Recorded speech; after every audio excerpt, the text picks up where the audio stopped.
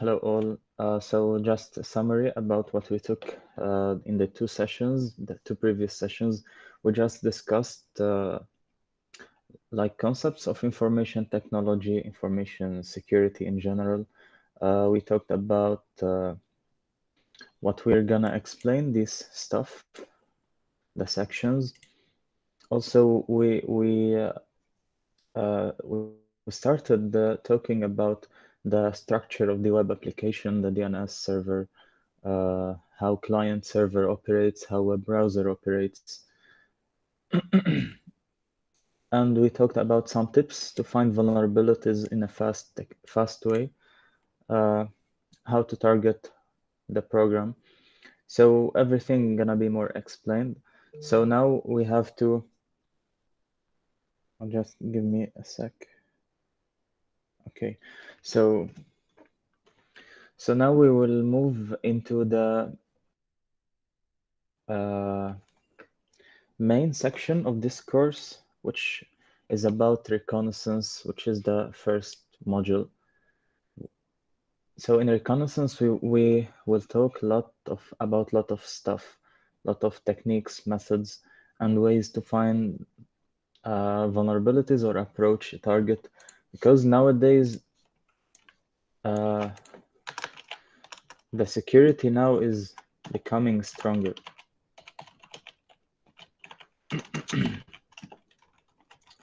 So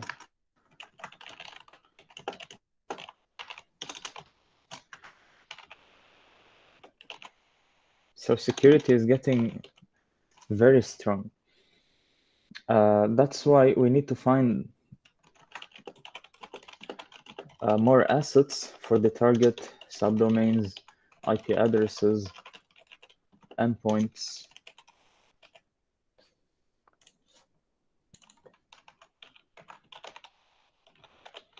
directories, uh, what else? Files. So we need to find more information in order to find vulnerabilities. So in case, for example, let's say we wanna visit, for example, sony.com/login. Maybe we will not find anything here, but in case we find internal page.sony.com and it has login page, maybe we will be able to find vulnerability there.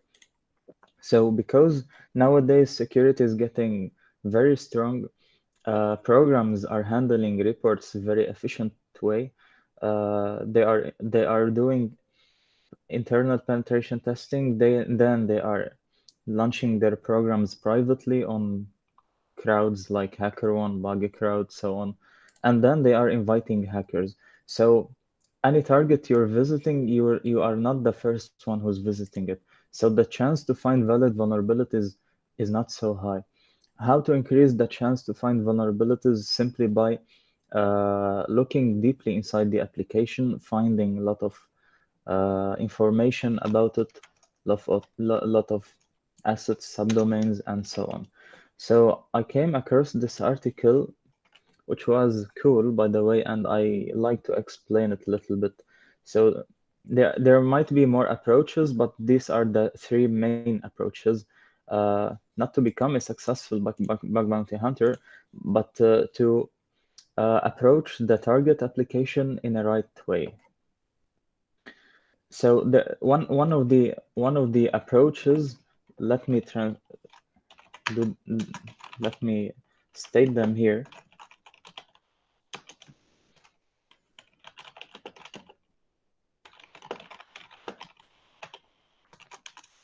So one of them is architecture-based approach. What do we mean by architecture-based approach? Approach is simply we look for the services of the application. For example, what is running, what is the server is running, what the programming language is using, if it's using online cloud service or no. So by that, we identify this information and we start targeting this stuff by, for example, finding a 0-day inside the server if it was vulnerable to an old version, or if we knew it has AWS cloud accessory bucket, for example. We target them, we try to access them. So you target the architecture of the application.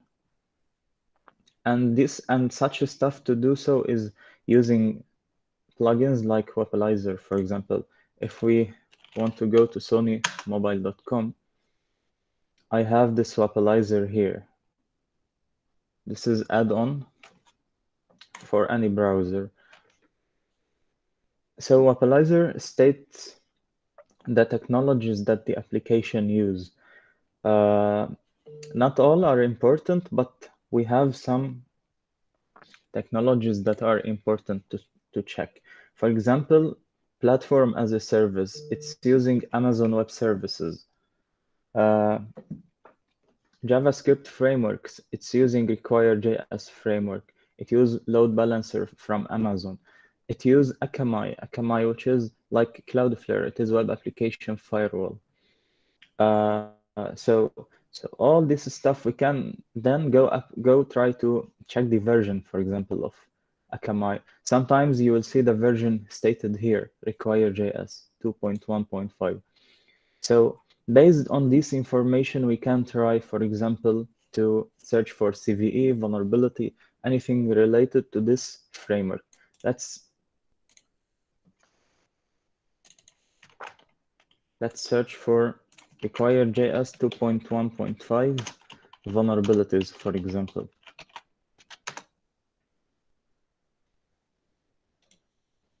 So like this, you gather a lot of information from internet.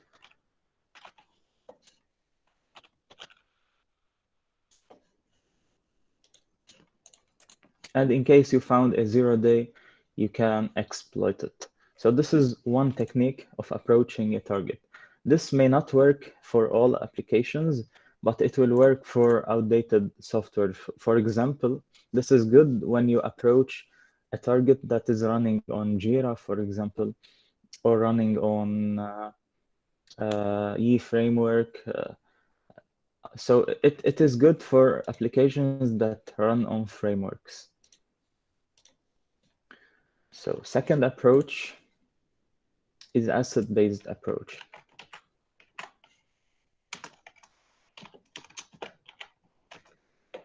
So here we target infrastructure. So asset-based approach is simply finding the logic vulnerabilities or trying to you can say asset-based approach is reconnaissance, because you try here to gather information about the whole asset, about subdomains, IP addresses, URLs, and you try to search for vulnerabilities like XSS, for example, CSRF. So easy stuff, low-hanging fruits. That you can find them by just finding a lot of domains. For example, you collect all the subdomains, you collect all the endpoints, and you try XSS payloads on all endpoints. And we will see these techniques in the course in the coming sessions. Function-based approach is the third approach.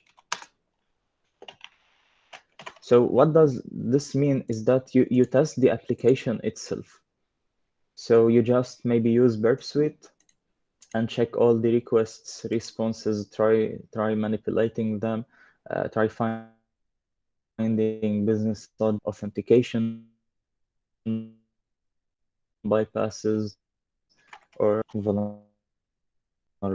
So it's targeting business structure. So now in this session we will talk about recon, the asset-based approach. Let me just go, maybe there's something important here. So reconnaissance is the same as footprinting, is the same as information gathering. They all have one purpose, which is collecting as much information as you can about the target application. So when you know the security posture, so you know you have an idea about what you are targeting. So why you do reconnaissance to reduce the focus, why you run a program, what IP addresses, what IP ranges it has, what is the network infrastructure, for example, domain names, subdomains. So we reduce the focus area. We know where to look. And then we try to identify vulnerabilities using this reconnaissance. So first two are for reconnaissance. Also, by drawing network map, we know that topology, we draw like a map, a schema about the target application. So we have more idea about what we are targeting. Okay, we can go to these slides later. So first thing when we gather a domain or when we gather an organization, for example, we want to target, first thing is that we check its DNS information, its who is records, and its acquisitions. So in case, for example, this organization has multiple, or this organization acquired multiple organizations, small organizations. Acquire means that it bought some companies. For example, you all know that Facebook bought Facebook bought Instagram, for example. So when we go to target Facebook, if we targeted Instagram as an acquisition, it will be accepted because it is in scope. And such, same as Microsoft and Google.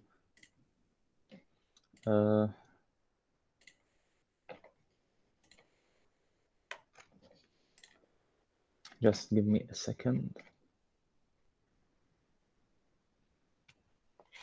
Okay, so let's first start with what are DNS records, because these are important. You remember we talked about DNS in general.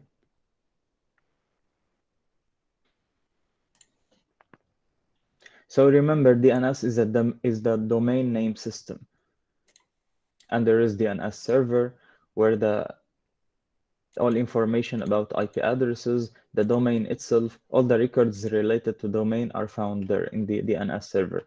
Why it is important to collect DNS records? So we know more information about the target application. So some types of the records is a record, which means the IP address of the domain. The important thing for us is the CNAME. So CNAME forwards one domain to another domain. I will also give you examples. So you can use two domains that are the same. So one domain will point to another domain.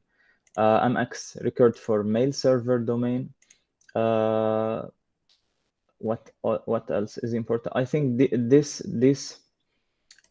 a record, CNAME, and MX are the most important for us as bug bounty hunters. So let's select a target.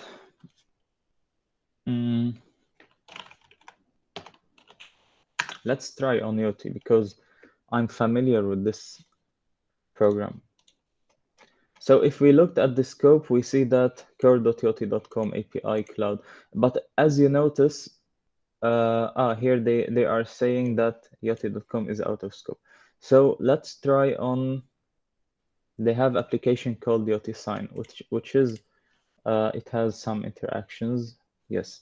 So let's try on this application. So we came across this one. We want to find information. If you remember, first thing in reconnaissance is to look after the roots, that is the main information resources, which are who is DNS and acquisitions. So let's try who is records. So I will grab some websites for you that are useful, that we can use. So first thing is who is information. For you to know more about who is So it is a widely used internet record listing that identifies who owns the domain, how to get in contact with them. So whois gives us information about domain owners and contact addresses. Why this is important, you will see now. So let's try to search for yotisign.com.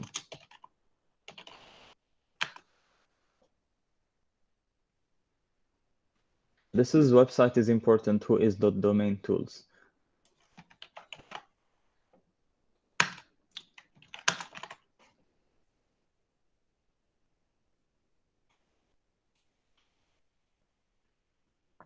Okay, so why this is important? Because if you are targeting an application or an organization, it is important to know the address, for example, phone number, email, who is the register. We can see that the registrant is redacted for privacy. Why it is so? Usually in whois records, you can pay additional fees so to hide your identity. For example, they don't want to disclose the name of the owner. Let's try to see. We got the IP address. It's hosted on dedicated server. We can try reverse IP address to show us what are the domains that are on this IP address. So let's check to see. There is just yotisign.com. Maybe there are more, but they have security here. They paid more money in order to hide other domains. So we have to try different websites. So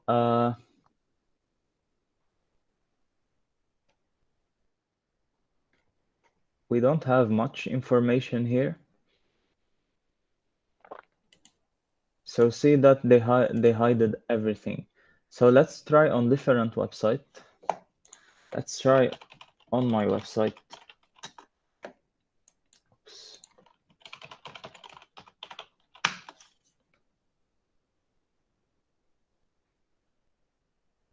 Also redacted for privacy. But here you have to focus on multiple aspects. So registrar is Namecheap. So what is Namecheap? Namecheap, if we try to Google it, so is the domain service provider. So here where you purchase the domain. So here we knew that I registered my website, ahmedhalabi.net, on Namecheap. So the useful information here,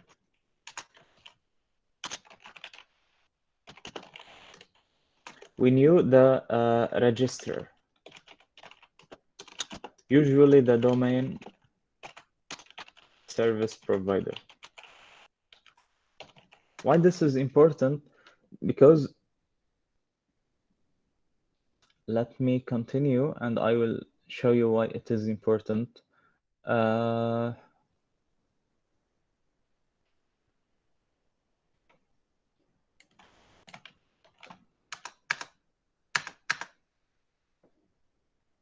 Yes, this is why it is important. So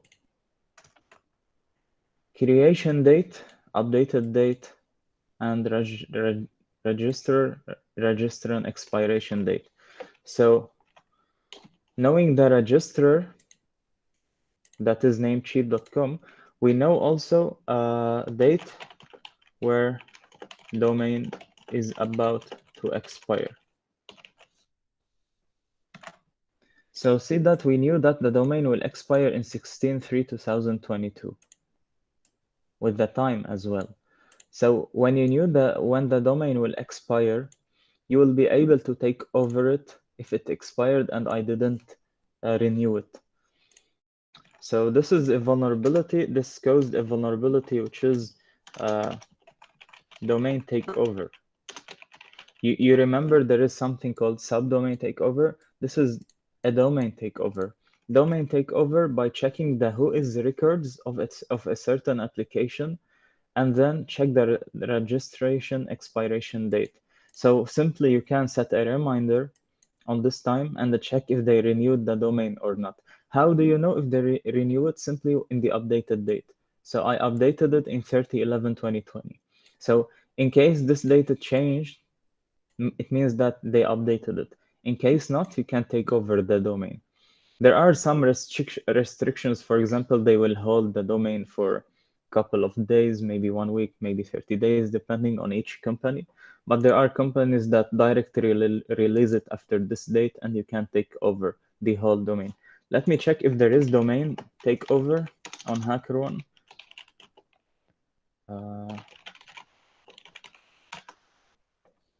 Subdomain, domain takeover, subdomain. Also, we will talk about subdomain takeover and how to automate the process.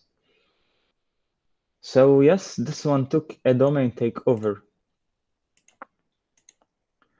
So he was analyzing Android application. Also, we will talk about static analysis in the mobile application, how to analyze the source code.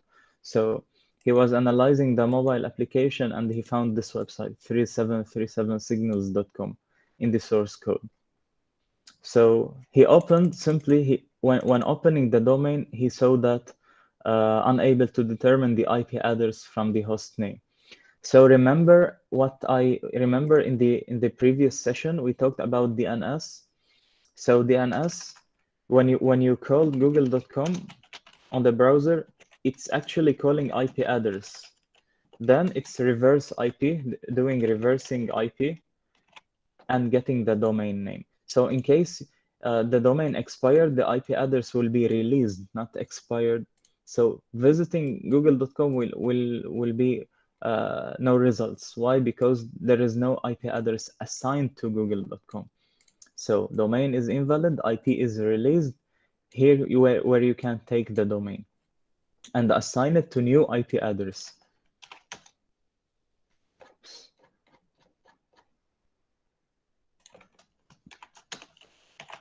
So simply, the IP address for signals.com was released, the domain was useless, he was able to register it here. And they gave him $300. Why it is low? Because simply the domain is useless. It is not important. But at the same time, it is still belongs to the Basecamp company. So what is the impact here? Simply the impact is all the users that were using 3737signals.com will be using it again in case it was renewed. But now it is renewed by the attacker. So all users of Basecamp will be visiting the attacker website and they will get, for example, phishing and some credential stealing attacks. So this report we can add it to here. So registrar information, we know where the domain is purchased, the date of expiry, so we can take it over. And see, this happens on bug bounty programs. So simply just write an automated process to look after these domains and you can take them over. Let's see the fix, how they fixed it by simply trying to do whois record, and let's see how they fix it. Oh, it's for sale. So maybe they released it. So yeah, they released. Okay.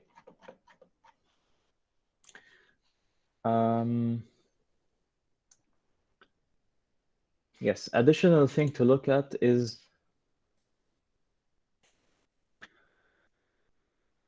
contact address details. So we look at contact details like name, email, phone number, and any other helpful stuff. Let's try on Sony.com. because here they don't have email. So this is the whois records for Sony.com. It is a register for CSC corporate domains. You can see the website. So then we can see if this is a service provider or not. Maybe it is something standalone for Sony. Yes, it is a service provider where you can purchase a domain.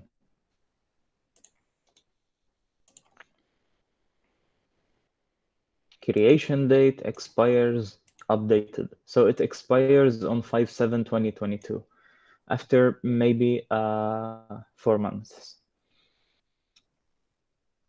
And they updated it on 3/2021.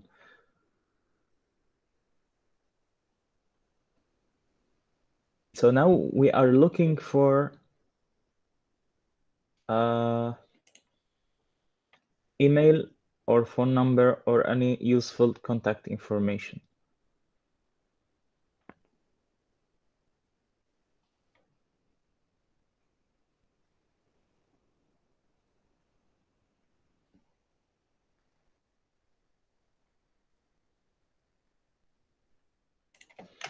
Maybe we can search for Sony.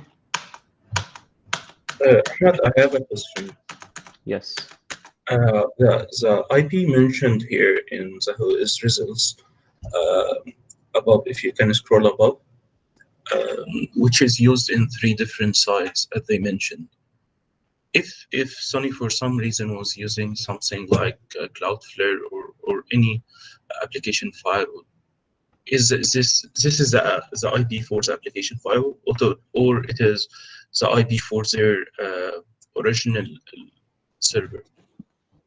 Yeah, in this case, it doesn't matter because if it was released from the domain, you will be able to take it over. So we don't care about the type of IP address. In this case, in domain takeover case.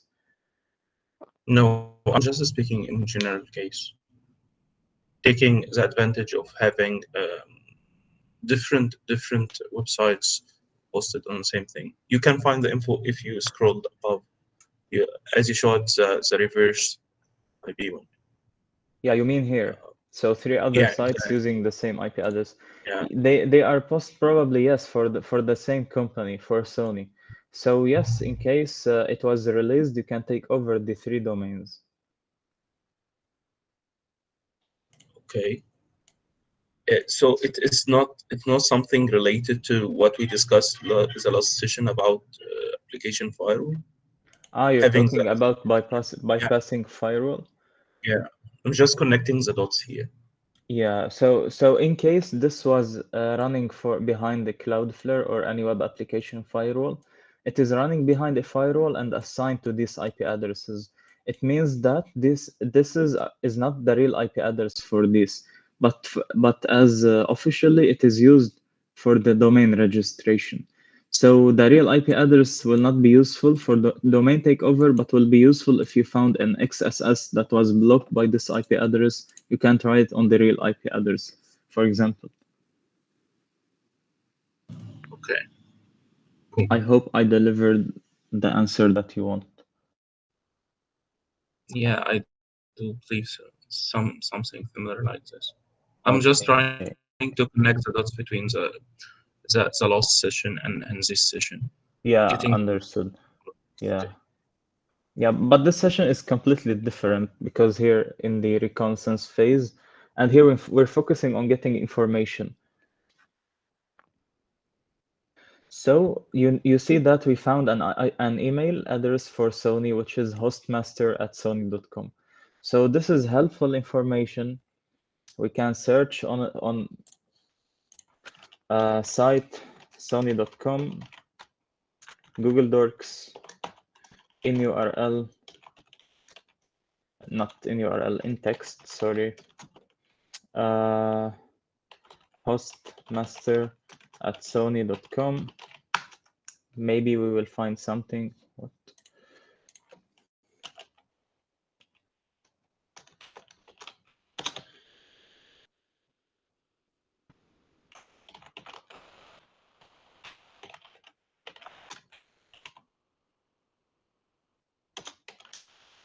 Okay, Google search. We didn't find, so directly in text, hostmaster@sony.com, mail.email. So you see from email address, we try to find more information about the email that we found. So from the email, we found information about all the domains related to Sony. This is new for me, honestly. Wow. So this is good find. Wow. Remember, we can do subdomain enumeration or domain enumeration from the organization name. Now we are able to do domain enumeration from the email of the target company. So now we are able to gathering more assets related to Sony from just the email. This is also new information I have to add it here in subdomain enumeration. Wow, this is really great. So now gathering, just wanna note it here to avoid forgetting it. Gathering subdomains, domains from target company email, which is this endpoint. So we use the whois records from the contact details such email to gather more subdomains and domains, which will enlarge our attack scope. And for sure, all these domains will be in scope. Let us confirm that this belongs to Sony. This belongs to Sony. It is important for us to confirm. Owner, Sony Corporation of America. Owner, Sony Corporation of America. You see, this confirms us that it is owned by Sony, and these are the DNS records. They are running on AWS. So we just enlarged the attack scope. What we can do simply is just visiting this, gathering more subdomains about it, and reporting if we found anything. Why? Because simply, let's check Sony here.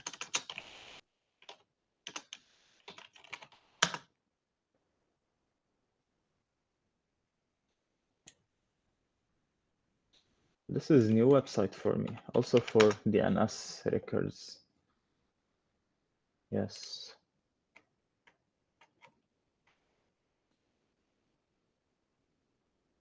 This is important website. It has also whois, IP whois.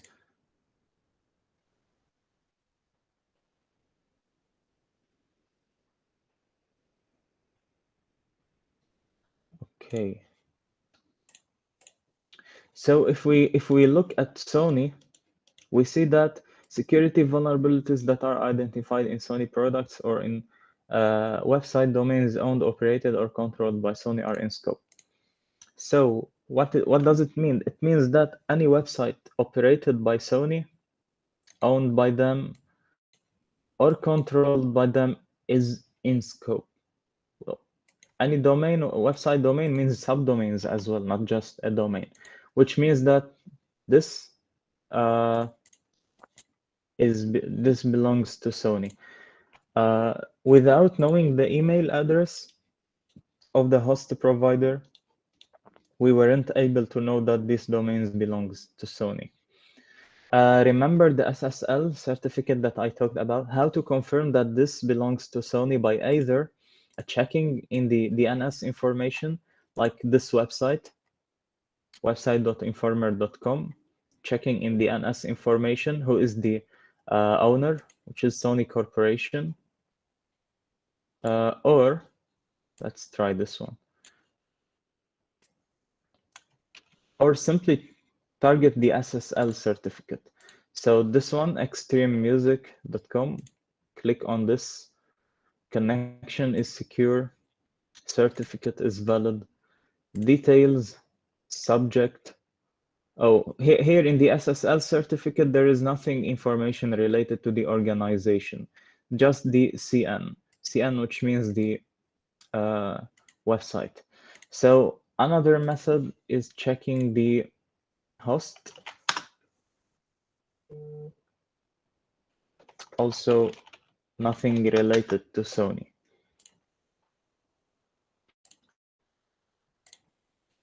So what we can do else?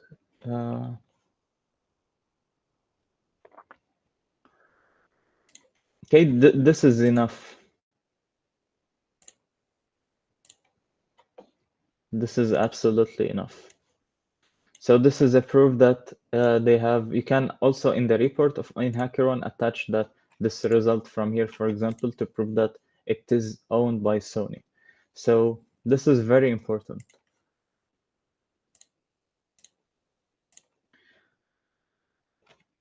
Okay, what else can we get from the... Okay, so this is Whois records.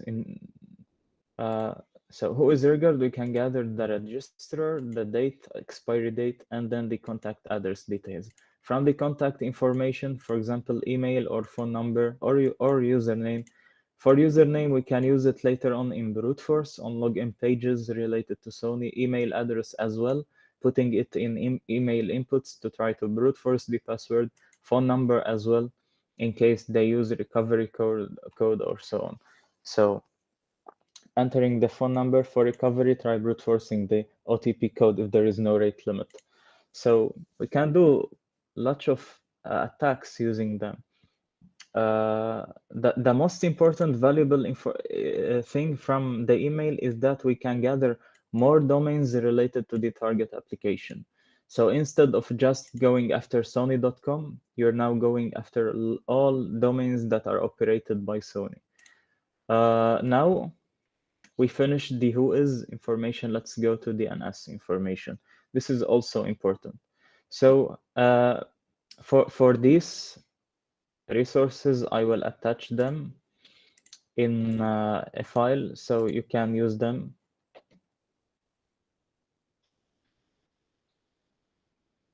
So as you see here, this website can be used as DNS information as well, general information. So usually for DNS, we stick to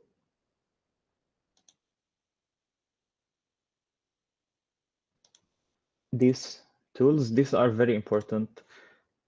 So first thing is this one, checkhost.net, just to see the IP address and the ISP. But as you see, we didn't see the owner. So also not just rely on one tool, you have to rely on multiple tools. This is DNS for all mail, DNS records. It is very important. Also, it contains Whois and other important records. So the important thing here to check is the let's try the A record.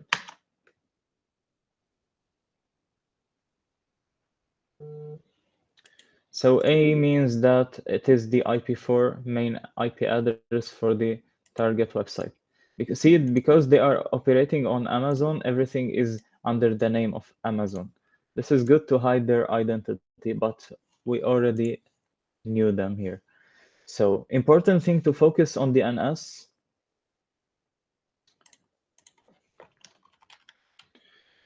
So DNS, important thing to focus on is the A record or AAA.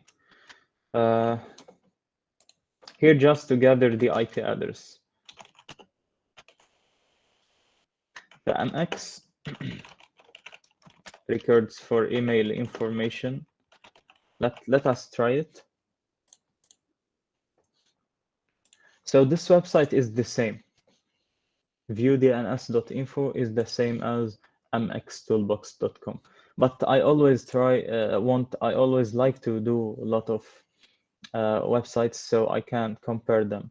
Because here, see that they have reverse IP lookup. So what does reverse IP lookup means? For example, as we were discussing with our friend when he asked the question, we have an IP address that has 3 domains. This one, we have IP address that has 3 domains. So reverse IP address will show every IP address how many domains is running. So let's try it, reverse IP lookup. 0 domains, that's why you should not rely on one tool. You should use more than one tool. Reverse DNS, this is reverse DNS. Let us check it. Akamai, we knew that they use Akamai. So also we have Whois, it also has reverse DNS as you see.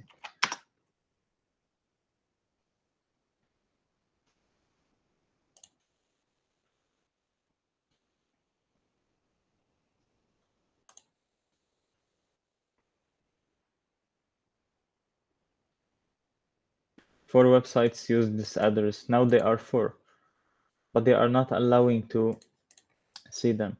I think I have other websites. Let me check them.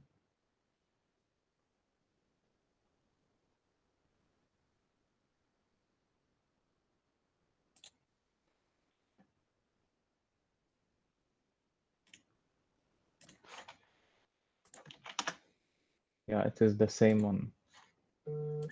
Okay.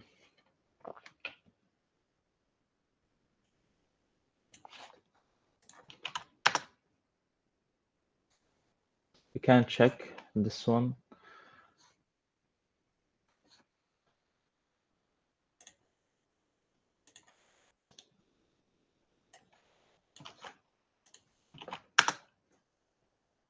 Yes, this one worked. So this is also important for reverse DNS. So it's running on multiple websites, not just one. 1, 2, 3, 4, 5, 6, 7, 8, 9. 9 websites running on this IP address. So always try using multiple tools. Don't rely on one single tool. So for reverse,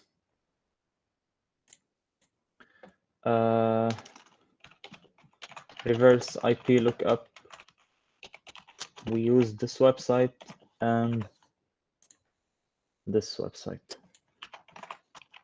And sometimes we can use Whois.domain tools, but it will not work efficiently sometimes. Let's try MX information.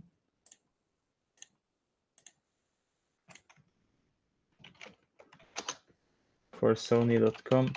So I hope you understand what we are doing here. Simply here we're trying just to collect as much information as we can about the target application. So MX records relating to mail service. So here we knew the service provider is Proofpoint. We can search for it. What is Proofpoint? It is a software company that does mail service providing. So an attack can be, for example, logging in as Sony using the email that we identified.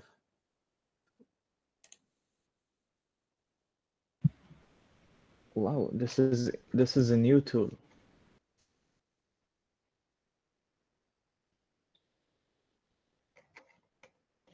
Okay. So we can try logging using this email, for example, on the target application that does hosting the email service provider. For example, so we are enlarging our attack. And if you were able to successfully log in, it is for sure a valid vulnerability. We came for DMARC records and SPF records. There is an attack called email spoofing. So from MX records, which means generally it is mail records, there is something called a vulnerability that arises called email spoofing. Let us talk a little bit about it. This is important. Some programs don't accept it, but some programs accept it as well. So email spoofing occurs when DMARC or SPF records are disabled. Let's try check for DMARC and SPF records. So same in MX Toolbox, there is something called here DMARC. Yes, this one, if you see it, this one. So let's try here Sony.com.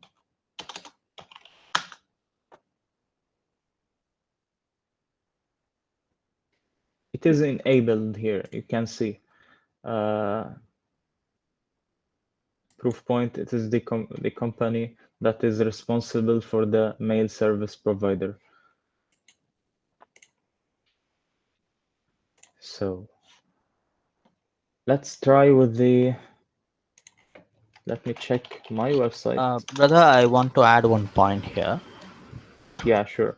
Yeah, so if you go back to the DMARC record here for the Sony.com, can you check it again? 1 second for the DMARC record for Sony.com. Yeah, sure.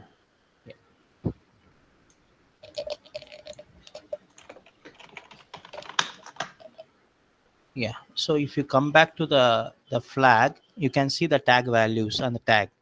So the first one is B, which is represent the version of the record basically, and the second tag, it's called P, that is to represent the policy. Okay, the policy the policy tag, the value of the policy tag will be different basically, but here they have mentioned as a none. So none means the DMARC record is present but it's not enabled, because if you can see on the downstairs basically, the DMARC policy is not enabled. Okay, so Yeah. which means that even the DMARC record is present but it's not enabled properly. Yeah, even if it's not enabled here, the email spoofing will not occur because it is activated in other places. Oh, So really? this is Okay. what, yeah, we can try it now. We can check if it is vulnerable. Sure. But the thing where we can confirm it is vulnerable is when we don't see DMARC record at all. So there is no DMARC record found, like my website. Okay. So here, this one is vulnerable, while this one is not vulnerable. Now we can try proof of concept to send email on behalf of them. We can check if it is or not. Get it. Sure. Yes, but just let me explain a little bit details about. So we talked that MX records email information. So email information, specifically the provider, the email service provider,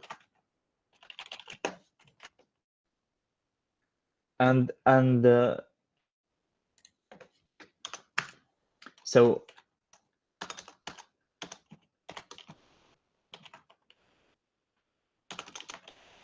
so email spoofing occurs when DMARC or SPF records are disabled.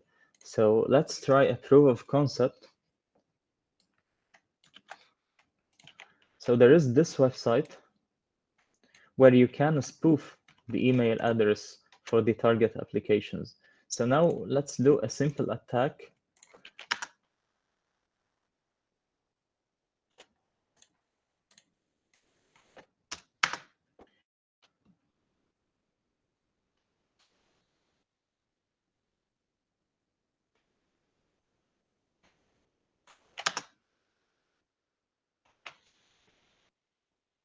Okay, just give me a second. Why it is not working?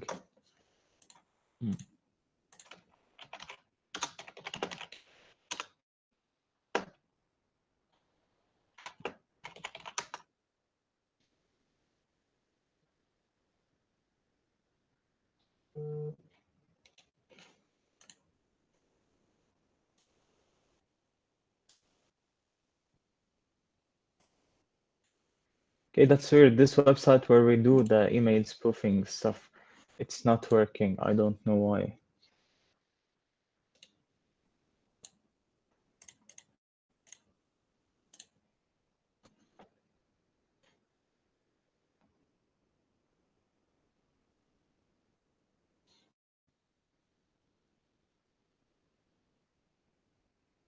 Okay, this one maybe it will work. So we will try to enter an email to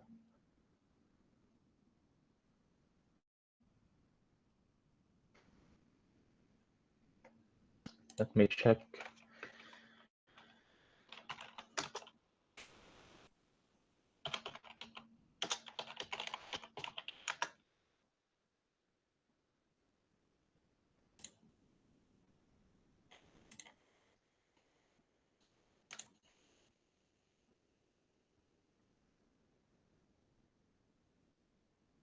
No, it is not. So let's look for a HackerOne report.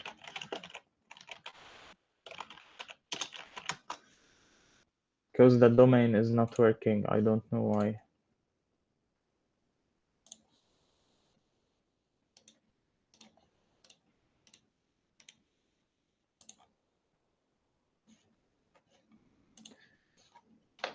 I just want to show you the tool itself, which is this tool. But I don't know why it's not working.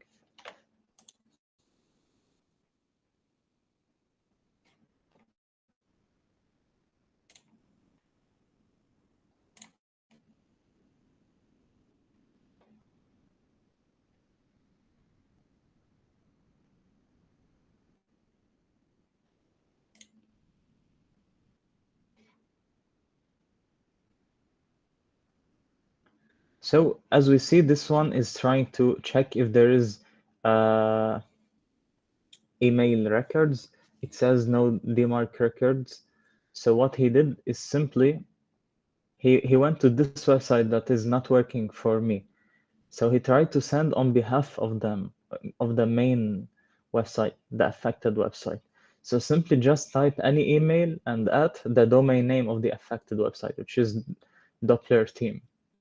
Send it to the victim, which is his email, test email, and here try to what? Okay. Just give me a little bit.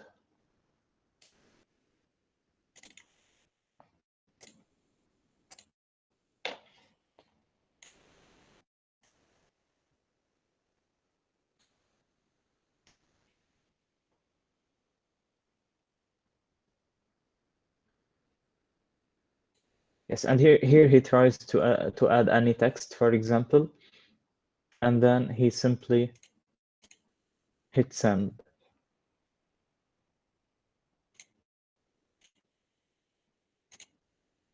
So email is sent successfully. Now when he go to his email, reload, see that an email is sent from admin@doppler.team. So he spoofed the email of their domain because it doesn't have protection against DMARC or SPF records. So simply this is email spoofing. It is sometimes accepted, sometimes not. You can check it in the out of scope section of the program, usually.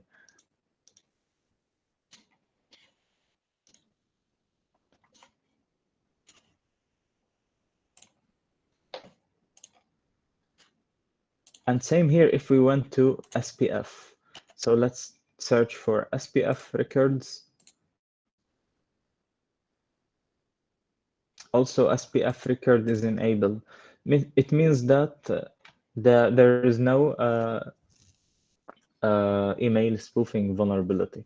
While if we want to try on my website,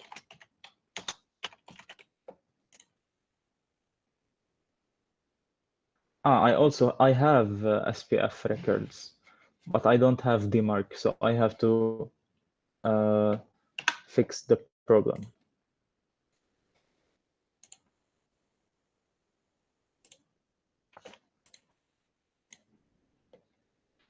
So you can try it. Maybe just on my end, it's not opening something from my problem.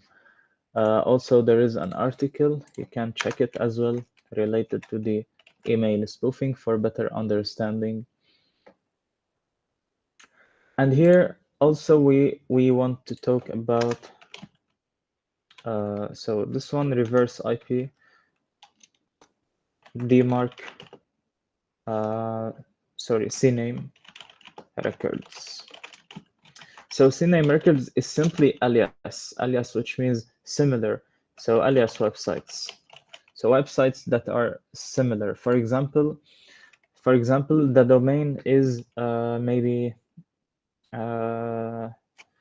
play.anything.com, for example, or play.sport.com. At the same time, it has another domain called, for example, fun.sport.com. But both domains are the same. So all content here is the same as the content here. If you change something here, it will be changed here. So let's say this domain expired. So this domain will be the same. So if attacker was able to take over the subdomain, so any content he will put here, it will be here. So for example, some companies, if a domain expired like this subdomain, they don't pay attention because they say that we already have another version of it or another subdomain which is the same, and the same content will be still here. But if the attacker took over the subdomain here and changed the content, it will be changed here, and all the users that use this subdomain will be affected. So this is a subdomain takeover. To confirm that, we just need to check for the CNAME records. So let's take any subdomain from Sony.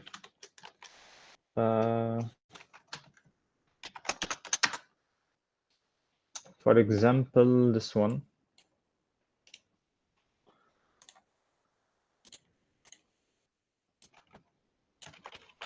And check for CNAME records.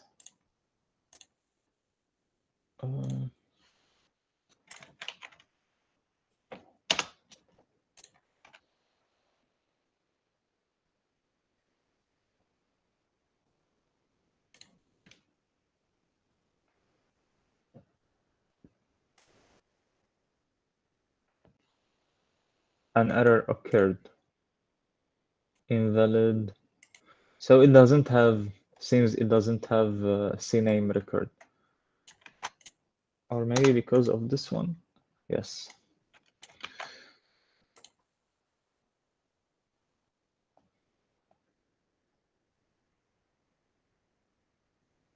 Okay, there is another tool, important tool called Dig.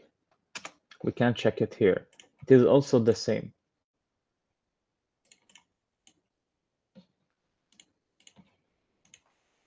So we can dig this domain and we can check if it has CNAME. So this is what I was talking about. MediaGo.sony.com has a CNAME which is mediago.sony.edgesuit.net. This edgesuit.net has a CNAME for akamai.net. So they are hosting this on Akamai. In case the Akamai expired, you can take over this one, and by that all the content here will be translated to this one and this one. How we knew that this is the main one? Because this is pointing to a record, which is the IP4, while this is pointing to CNAME, which is alias records. Let me give you a scenario about subdomain takeover, because maybe you will not understand it here. You have to check for a live demo or a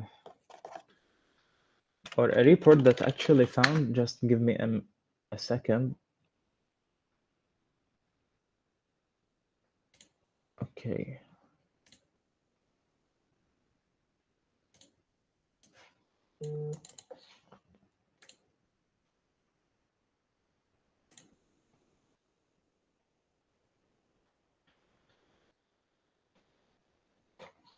Okay. So after this report, I will check the comments. I wasn't checking the comments. So I found a subdomain takeover on a subdomain called get.flocksafety.com. Again, these reports that I show you, they are my reports, so they are private. So please don't share it with anyone. Don't just for you. So while doing subdomain enumeration, I was able to find a subdomain. I checked as you see the CNAME record, I found that it belongs to a service provider called unbounce.com. So if we want to see what is Unbounce, simply Unbounce pages, it is like a hosting website where you can host your websites on it. So in case your domain expired from here, anyone can reclaim it.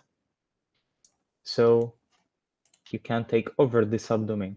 So what I did simply is that I found a detection. This is automated, the process we will talk about in subdomain takeover section. So I checked the dig records get.flocksafety.com. See, as I told before, get.flocksafety.com was pointing to Unbounce page, a subdomain, CNAME, which means this one is not, which means this one is just an alias. So checking the records for this subdomain resulted in a record related to Unbounce pages. This means that this is the real. So to confirm, I tried visiting get.flocksafety.com. The requested URL was not found on this server. So this might prove that it can be take over. So I did the same and I was able to take it over. Hey, Ahmad, can you just explain that second screenshot one more time? This is Sebastian Yeah. from Ukraine. This one? Yeah. This one? Right.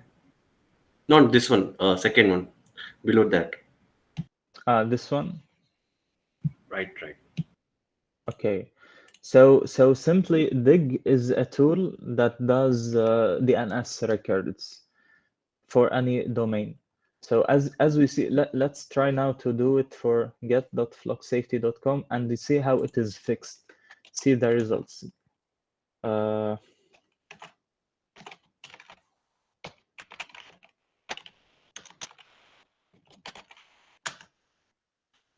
Sorry.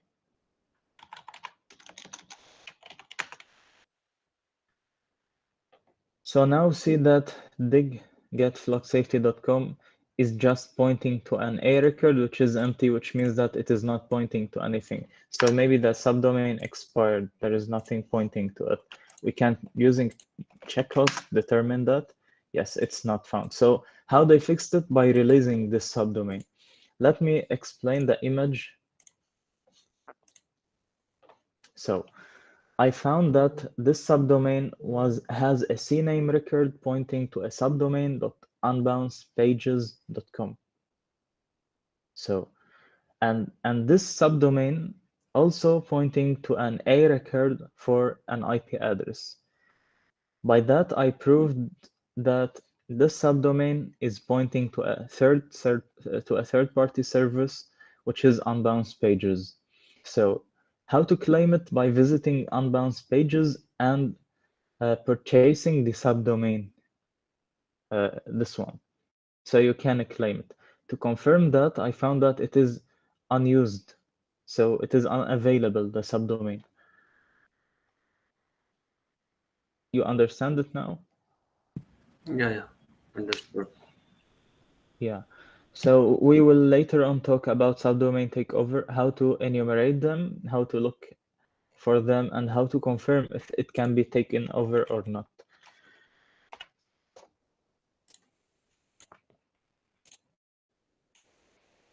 Okay. So, Ahmed, in general, you are taking over the subdomain or just showing that it can be done? And You don't. can take it over, or you can just show them it can be taken over, because some service providers requires you to purchase it. Sometimes it costs maybe $50, $100. So maybe you don't want to do it. So you can just show them, and I will talk more about it in the other sessions, how to confirm it can be taken over or not. Okay. Or we can check it now. So after confirming that the CNAME belongs to something, for example,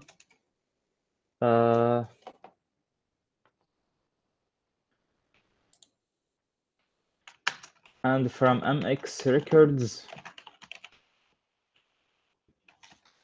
sorry, CNAME records, we can check subdomain takeover. So after checking dig get.flocksafety.com, we found that we have this subdomain has a CNAME pointing to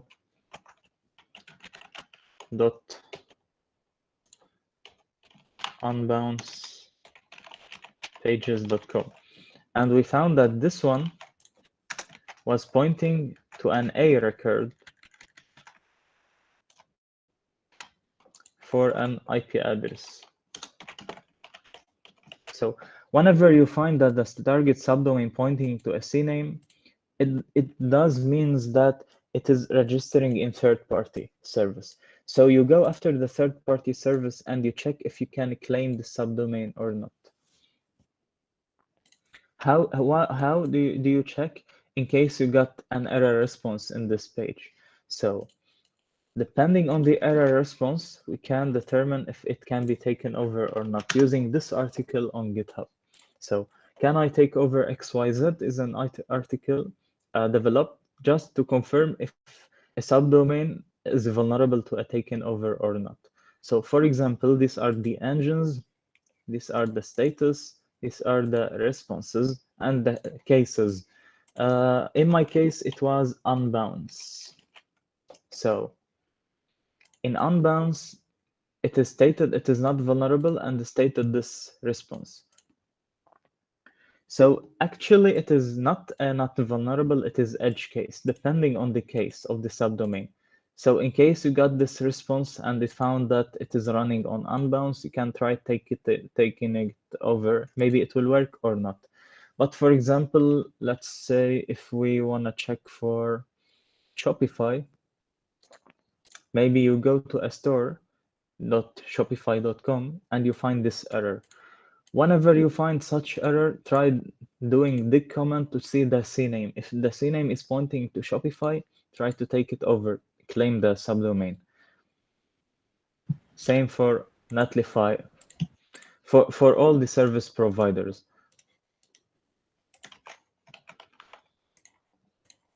I hope you understand it. Yeah, I am at this side, Sebastian again. So while reporting this bug, we need to exploit it fully, or just by showing this particular error, we can report it. So what you can do is that you can try just report by proving that it belongs, for example, to unbounce, and there is an error stating that the website is unavailable. Maybe they will accept it. Some programs tell you that prove that you are able to take it over and we will accept it. So what programs usually, most of them do is that they lower the severity. For example, if you found a subdomain takeover but you didn't claim it, they will put it, for example, medium or low. But if you claim it, they will put it high or critical. So I prefer to claim it. In case you were not able to claim it, report it, so it will be degraded to low or medium. Because sometimes it is vulnerable to subdomain takeover, but at the same time you can't claim it for some internal reasons. But at the same time, it is a vulnerability. If the reason is fixed, you can claim it. So you can just report it without proving the exploitation.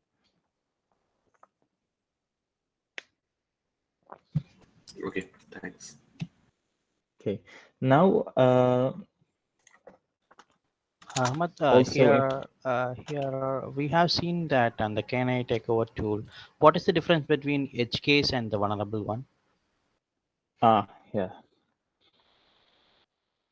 So edge case means that depending on each case.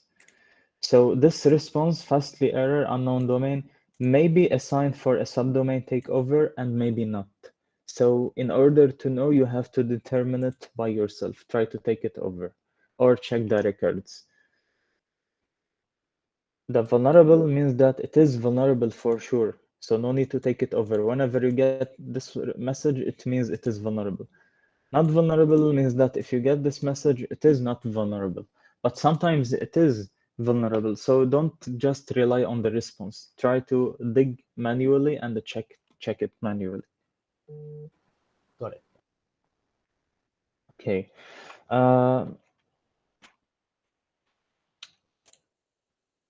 So you will notice that we will go a lot in reconnaissance techniques, but then we will apply them all together when we want to hack in hands-on practice. But it is important to describe all this stuff, even if some of you know and some of you doesn't know about them. It is important because as much information as you collect about the target, you increase your chances to find valid vulnerabilities.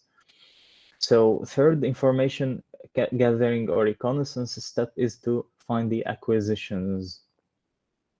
For that, I wrote a script called acquisitions. I remember, yes. I wrote a script in Python called acquisitions. Simply what it does is that it collects all the acquisitions from the company of the company. Let me just see the target URL. Okay, so we have some programs like Google.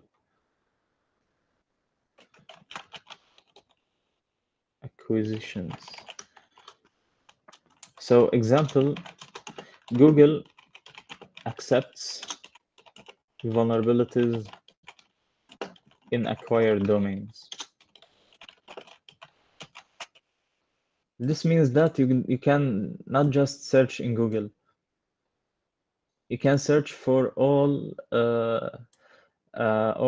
companies that are acquired by Google. And if you find a valid bug, you will get rewarded. So there are some companies that show you what does a company acquired. Let's see Google.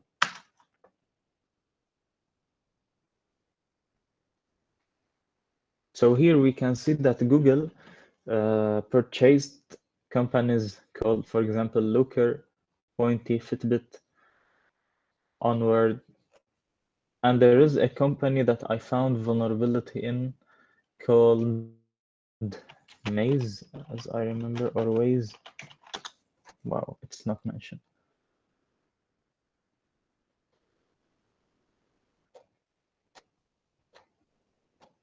Yeah, it is called Waze.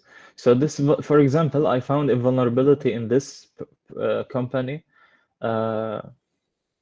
It was acquired by Google, and I reported it to Google, and Google accepted it and awarded me bounty.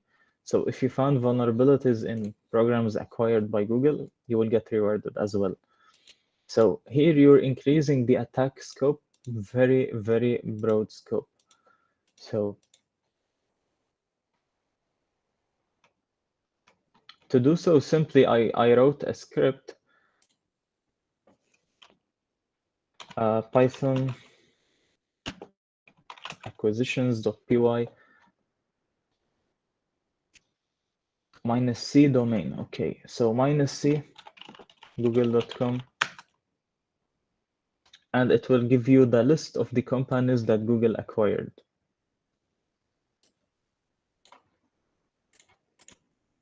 Or you can go directly to the, as I did here, and change the name, Facebook, for example, instead of Google.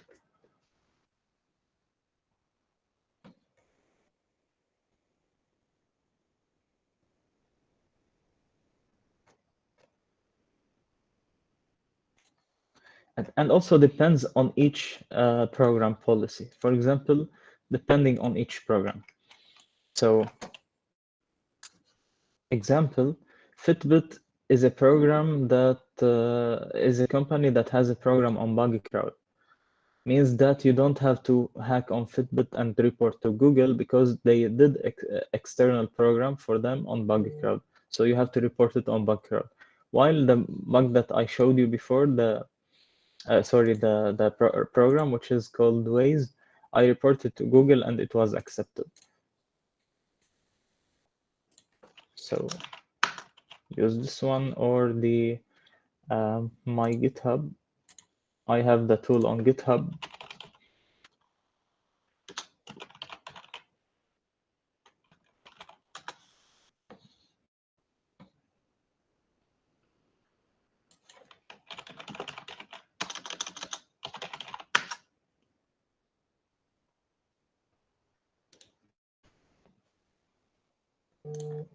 Oh, it's Twitter. Okay, I will get it later.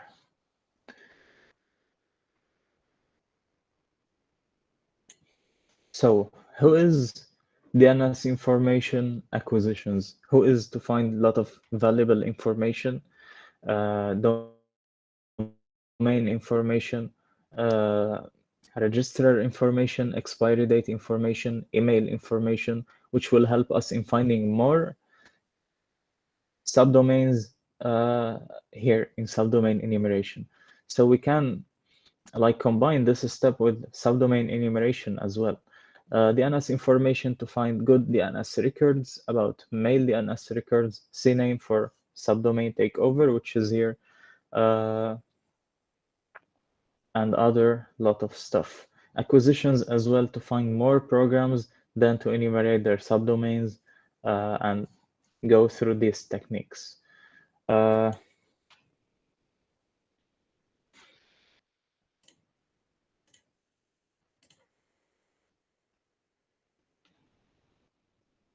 Okay, so if you want, we can start in subdomain enumeration, or we can do it tomorrow as you wish.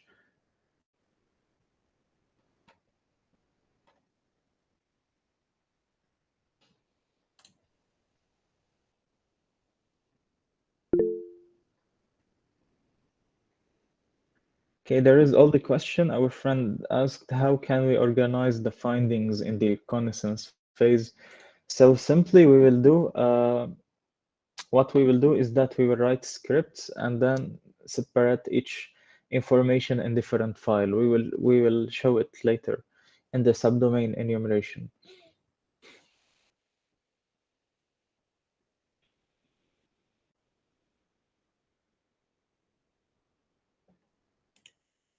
Let me check this article. Our friend dropped it here.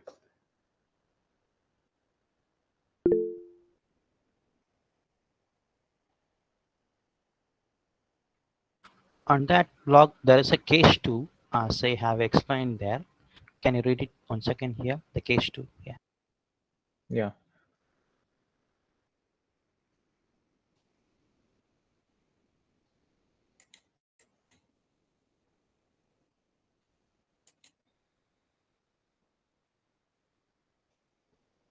So for example, in this one, it is P3 on Buggy Crowd, and sometimes P4, no spoofing protection on email domain. So yes, from each case, you can check how to report. And again, as we said, you should, there is another, it is forbidden in UAE. So you can try this one as well to send fake email. So again, it is depends on each on how you see it is a vulnerability and how the program accepts it. Again, email spoofing may be not accepted for maybe 50% of programs. So don't say email spoofing is out of scope. No, it is out of scope for specific types of programs. So whenever you want to report, you have to read the scope very carefully. This is also important article you can read. We can attach it here.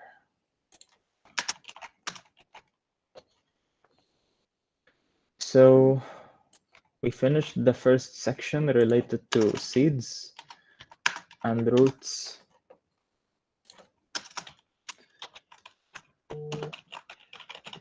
Why there are seeds and roots? Because they are the foundation of the infrastructure of the program. So it is based on its who is records, DNS records, and acquisitions. So now we want to go after the subdomains and assets in general, assets and subdomains. So we can include the acquisitions here as well. So here we're trying to collect as much acquisitions. You're collecting assets. So you try to collect as much assets as you can about the target program. Then we go to gathering also assets, but using organization name. So how you can do it, simply remember when we tried crt.sh. Let me clear all this stuff.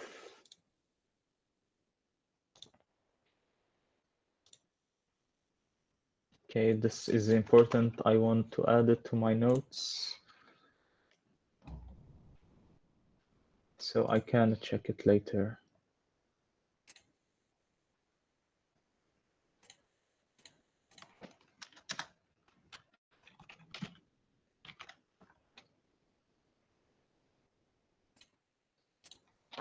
Okay, so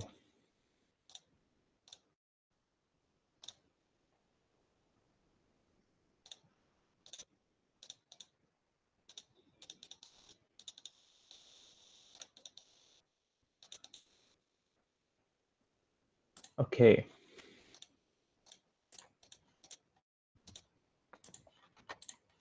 So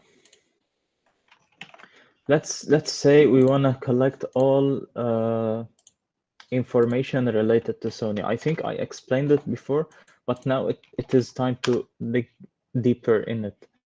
So Sony.com, we identify the SSL certificate from it. You can check for the organization name here, Sony Group Corporation. Why it's not working?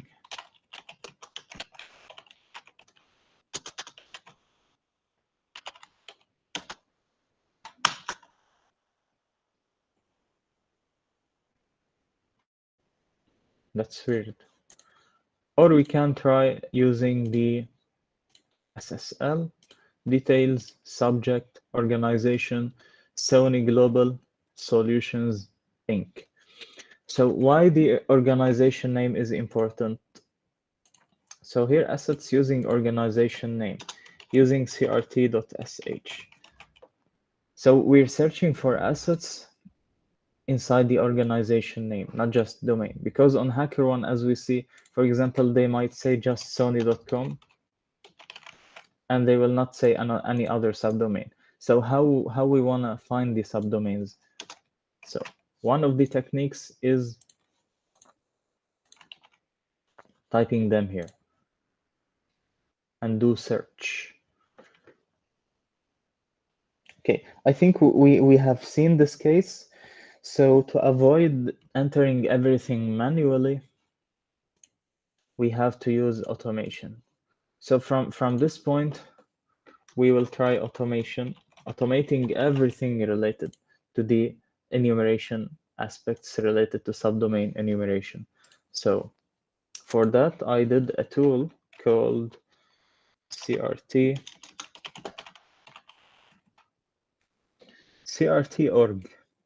You can see here. So CRT.org simply collects subdomains based on the organization name.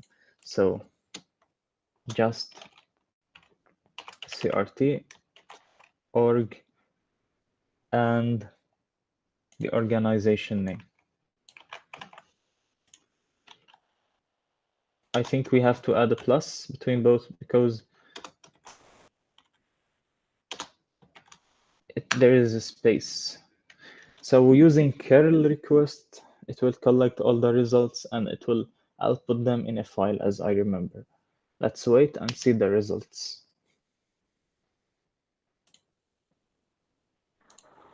Ahmed, Yes. I want to ask you about the zone time transfer or time zone transfer. Yes. It's considered under DNS enumeration as well, or I can't understand this vulnerability. Zone transfer. Yeah, it's considered under DNS. All I know that I can check for it when I do dict with dash AXFR and then the domain.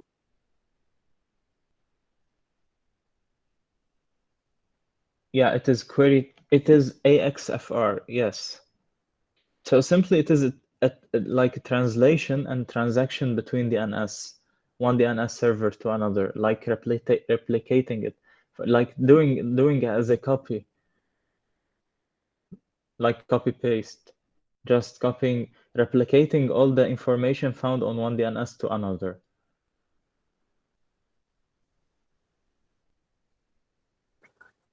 Okay.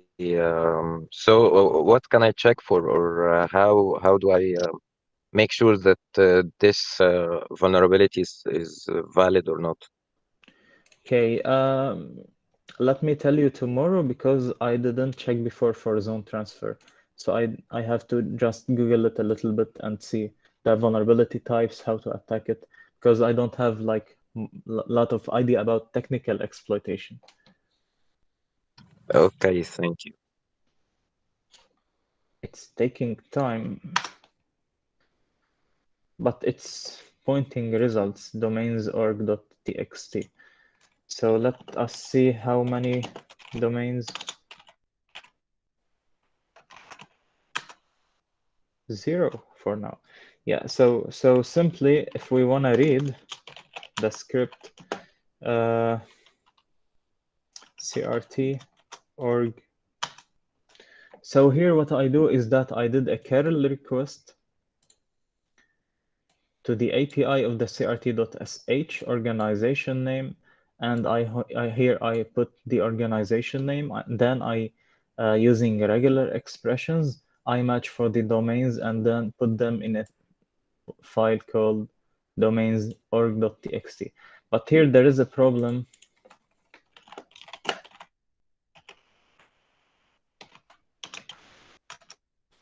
There is a problem in the website itself. It's taking a lot of time. So let me try again.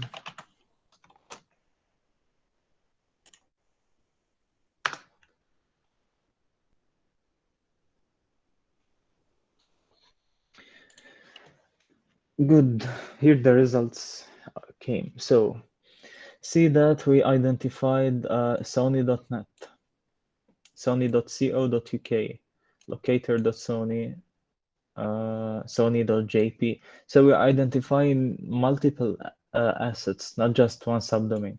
So by that we are increasing and enlarging our search scope.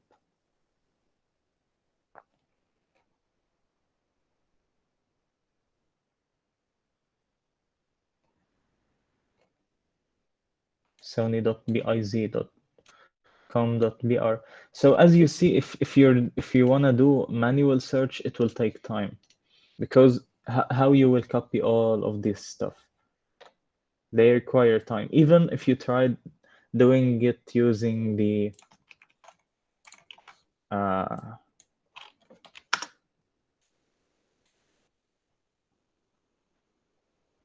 and output equal JSON, even if you tried outputting as JSON,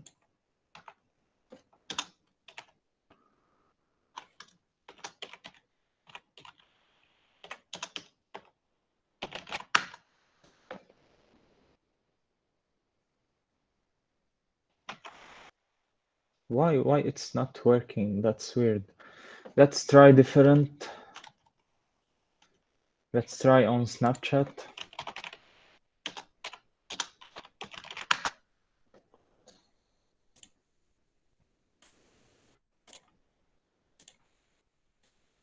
Organization snap.inc. So let's try on Snapchat. I think after ink there is a dot. Does it make any difference? Yeah, maybe, but not in Sony. I don't think there is dot in Sony.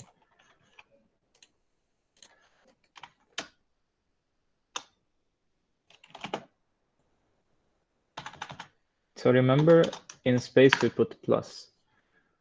But the website crt.sh is slow. Can someone try from your side, from your end? Maybe they have some issues. I think last time you removed the ink, you used just Sony and the full name without the ink. Try it. And why it's not working for Snapchat? There is a problem. Let me remove the Mm. dot. Snapchat, the other one, Sony. Last time, I mean, last class. Yeah. But see, it's not finding anything. There is a problem with them. Let's search for O, which is organization.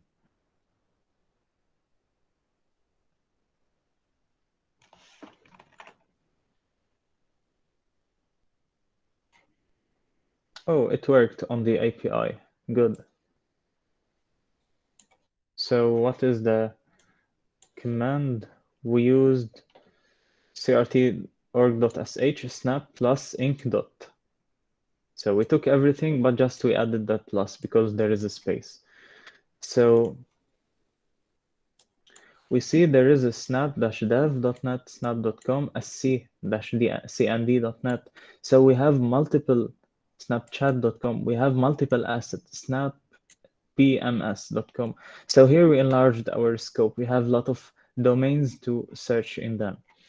So if we count the lines, wc/l target domain org.txt, there we have 535 domains, subdomains as well.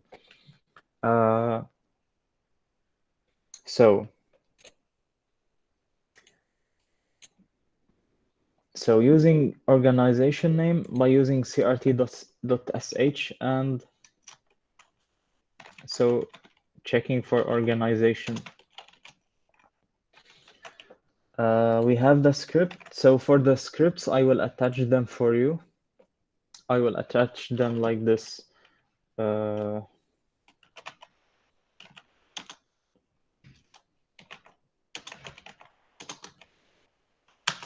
So I will attach this and you can rename it whenever you want, .sh. So for people who are not familiar with sh means the extension of shell script. It is called shell scripting or bash scripting, same. So to run, you can simply type bash and run it. Yes, or simply you can / and run it. Let me check if I type shell, it will run or not. Oh, shell is not. So yeah, either bash or /. Usually, most of my tools are based on bash scripts. So acquisitions, assets using crt.sh, and now we have a new technique which is gathering subdomains from email service provider. So now we have 3 techniques for subdomain enumeration. Then we're gonna have the passive and active subdomain enumeration using open source intelligences. Ahmad, when we used that crt.sh for enumerating the domains and subdomains, there were some subdomains which are apart from the Sony.com or Sony something basically. So will that be included? Will that be included into the scope? You can see like that one, cdn.net, something like that. This one is included. It is in scope. Okay, fine. Okay. Yeah, but maybe you're right. Maybe we will find a subdomain here or domain that will not be in scope. for Snapchat, for example. So yes, we can try remove them, for example. In case we found something not in the scope, we remove them. I get it. Yeah. Yeah. So the what we are doing here, what is the result that we need, is to use all the subdomain enumeration. We can say now asset and subdomain enumeration techniques to collect as much subdomains as we can. Then we can filter and remove duplicates. For example, this result and this result, maybe they will identify for us two subdomains that are similar. So we can remove one of them and put them in one file. So after filtering and removing subdomains, we have a huge list of valid subdomains. So now we can target them. So we collected a lot of subdomains, because if we used one technique, we will lack subdomains. It will not gather all of them. So it is better to use all the techniques and then collect them in one file, in one list. So collecting as much subdomains as we can. So subdomains does not mean that subdomain for a single domain. No, we're collecting subdomains for all domains. So this is very important. Passive and active subdomain enumeration using open source intelligences. So simply, what are open source intelligences? Are the intelligences that search inside the web browser or the internet in general. The free sources that search, crawl the internet, and try to find all subdomains possible about a single target, for example. To do so, I automate the process. So you know that we have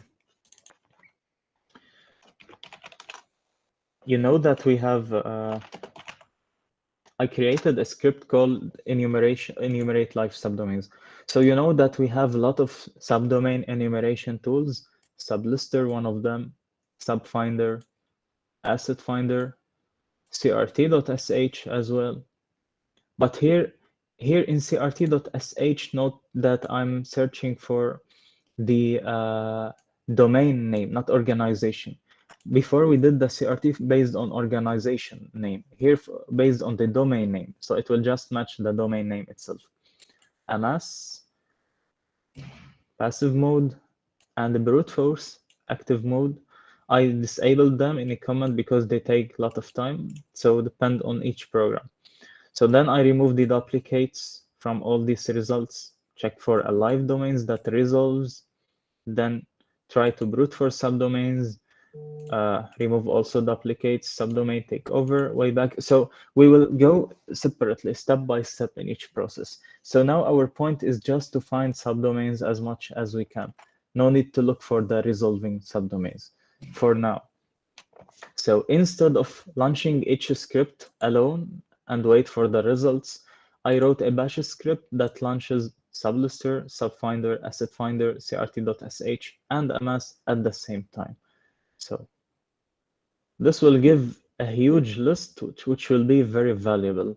Adding them to these results will be very great, because here you collect assets, you brute force, you do subdomain enumeration. You collect the organization names, you do subdomain enumeration. Here as well, because here we collect the domains, and we can do subdomain enumeration. And for sure, there will be a technique to scrap them. Let me just see how much they are. They are 43 subdomain. Sorry, 43 domain. So maybe there is an API for it, or we can just write a Python script that scrap them. I use this particular add-on to scrap directly from the website. which is Instant Data Scraper add-on for the Google Chrome. There is an add-on, you mean? Yeah, there is an add-on called Instant Data Scraper for the Google Chrome. If you install it, if you just click it, it automatically gives you in the list basically. So you can copy it and paste your notepad. Yeah, but if we wanna do it automatically on just CLI, we don't have to use the web browser. So we have to write a script that just attach it, send it the email, and it will get us all these results. I can do it and send you the script. Sure. So we can notice there is site index, and this site index is incrementing. So we can monitor the site index, do a for loop, increasing the number, and gather the href details or the text detail from the A tag. It is easy, it's not hard for scrapping. I will do it and give you the script. Okay, so next session tomorrow, we will go deep in subdomain enumeration process. We will discover everything related to passive and active subdomain enumeration. Also, we will go to sorting the stuff, and we will talk about subdomain takeover, maybe most probably as well. Okay, so this is for now. If you have any question, let me know. Yes, I will provide you these scripts. It was great lecture, actually. I just want to ask you.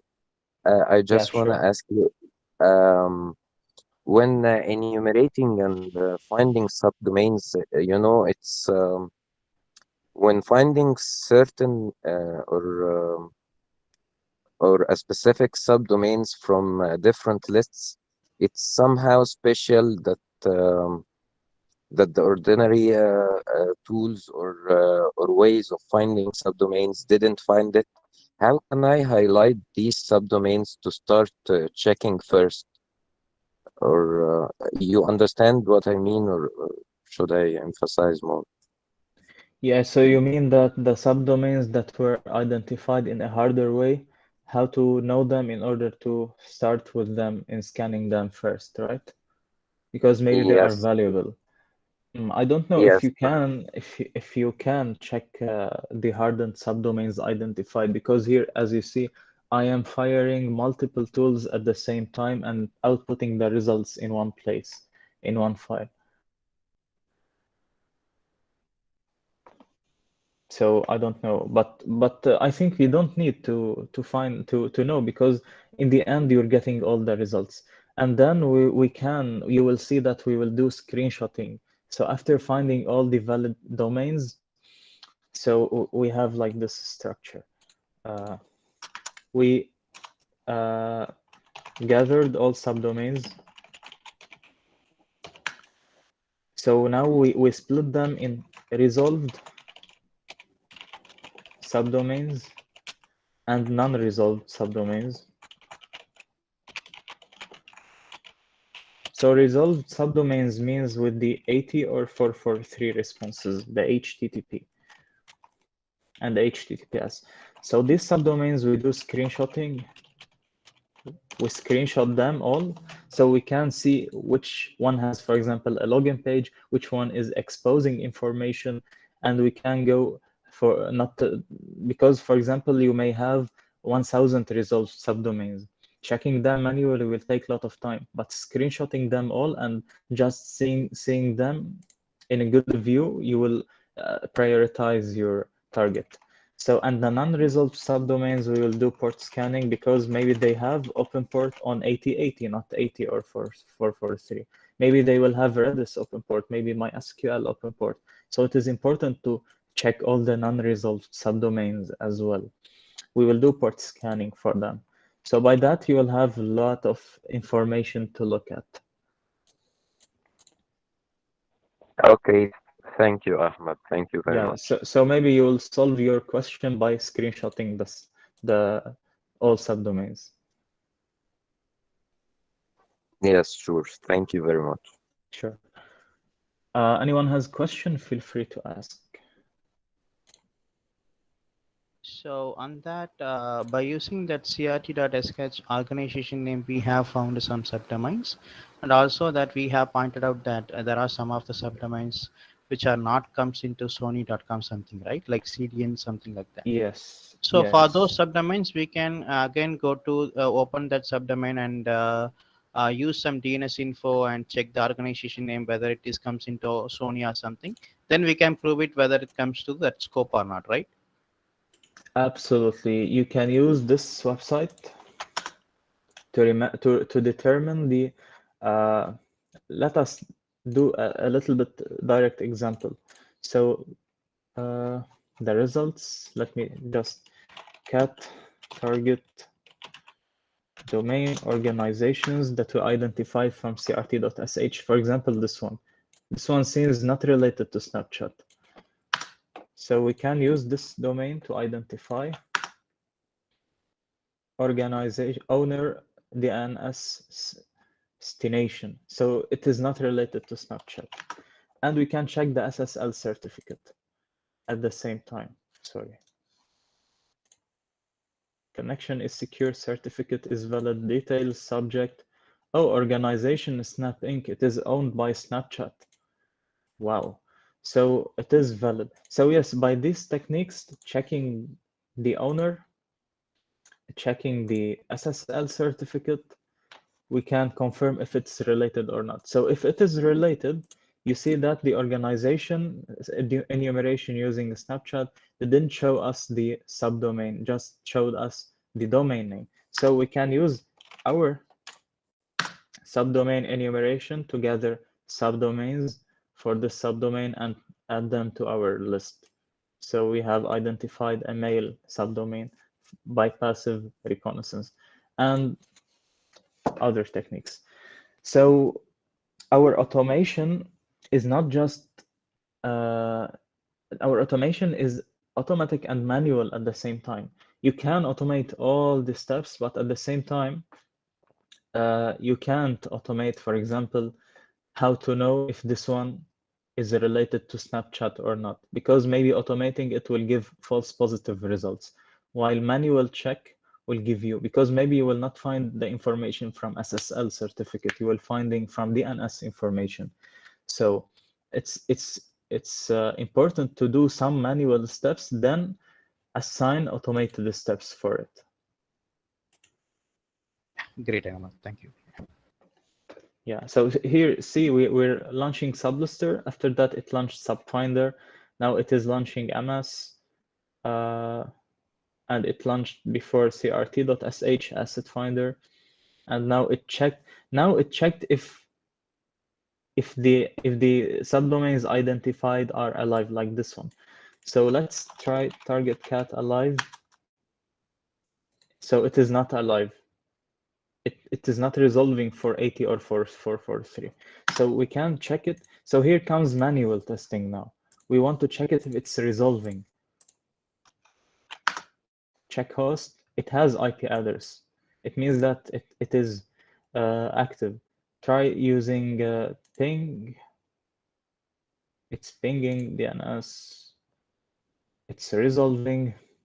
So here what comes simply Nmap.